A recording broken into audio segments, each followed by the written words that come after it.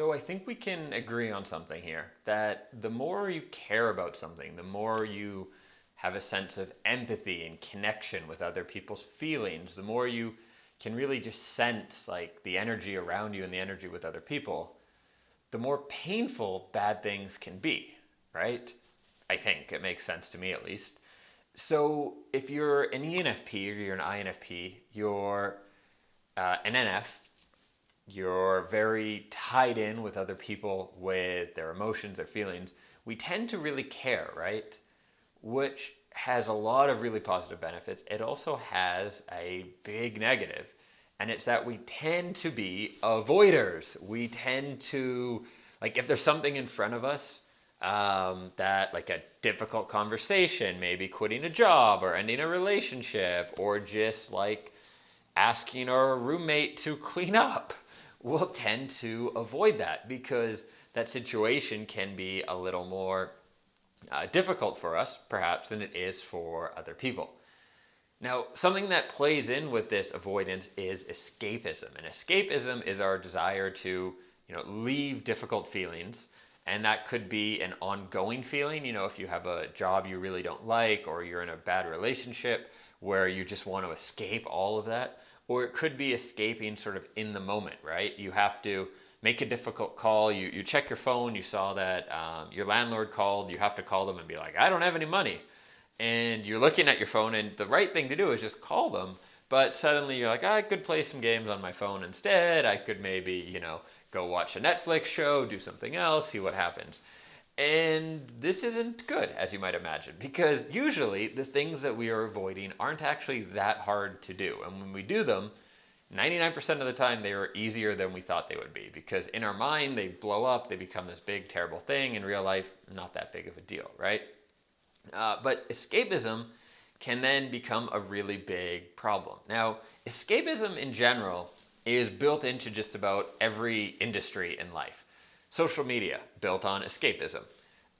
Movies, video games, escapism. We want to be somewhere else. We want to forget our current state of emotions, right? Alcohol, drugs, arguably smoking, escapism, right? A way to feel better regardless of what's going on in your life, right? Life is going really bad, you play a video game, you feel a bit better. Life is going amazing, you play a video game, you feel a bit worse. You sort of neutralize in that escapism area.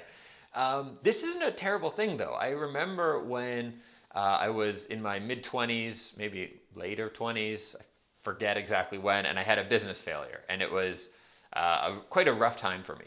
But there was a light at the end of the tunnel. I was going, I had to handle some things, but they were being handled, and I knew I was just going to have a lot of stress for like a month. And I remember meeting up with my dad, and he gave me a gift certificate to the liquor store. Now, you could argue that drinking away your problems is probably not a good life choice, right?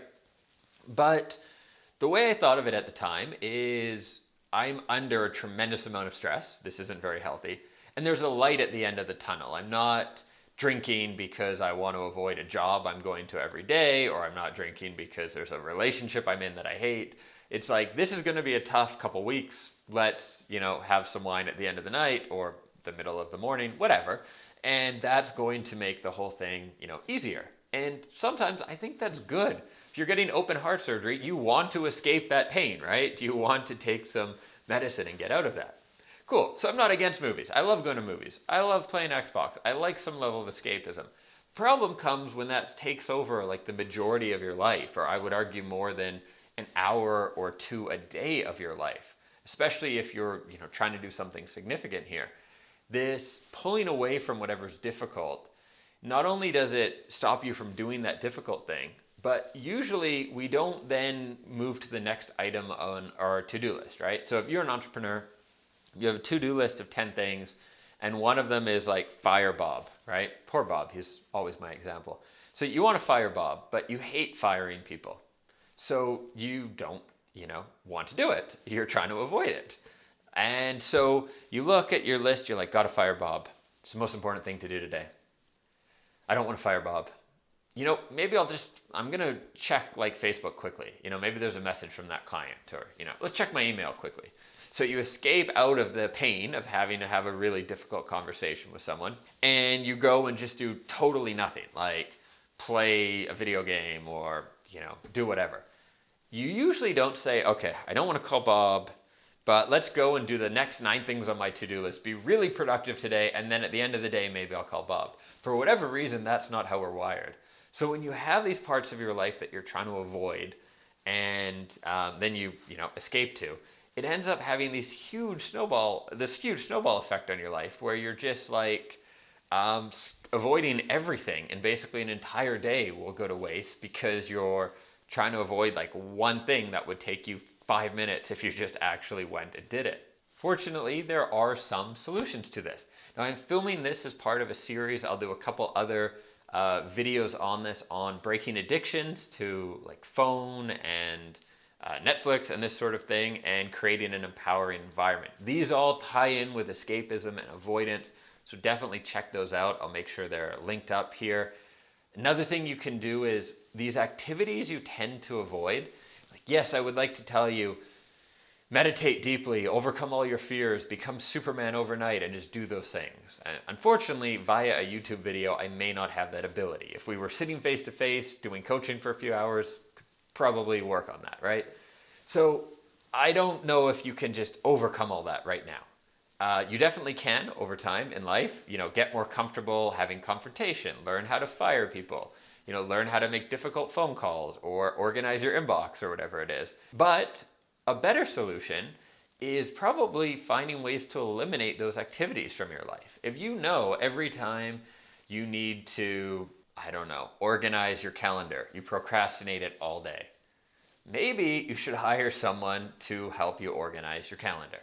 Or just decide, I'm never going to have an organized calendar, which would be a disaster. You shouldn't do that. If you hate, sales calls, but in your business, you're trying to phone people up and make sales, take notes of that, right? Every time you procrastinate, you feel bad, you avoid that behavior, write it down somewhere and go back to that list and see like, damn, I've wasted like weeks of time avoiding this. I need to make a change. And that change could be hire someone to help you get really good at sales, like a trainer. Could be hire someone to do sales for you. It could be finding a new business model where you don't do sales, so you just don't have to do it. Basically, doing anything except continuing to do the activities you avoid will be better. Okay, does that make sense? So keep a list of all the activities that you avoid and reflect back on that. Like, how can you eliminate them? How can you delegate them? How can you outsource them? And do that every so often, every couple months. And you'll find that once you get rid of those activities, and I'm speaking from someone who's basically done this, like I have very little things in my business I don't like or love doing. It's so awesome. Like you have nothing, you procrastinate and you just get things done, and it's awesome. So I really encourage you to do that. Check out the links to these other 2 videos, one on creating a really empowering environment and the other one on breaking those addictions. If you have been escaping to something like, let's say, video games or, heroin, and you have that habit now, you need to break that habit before you can then sort of work on the whole escapism thing and kind of deal with both at the same time as well. But breaking that habit is really important. Check out those videos. If you haven't already, I'd encourage you to subscribe to the channel. Get more of me. We can become closer friends. Catch you in the next one. Have an awesome day. Ciao.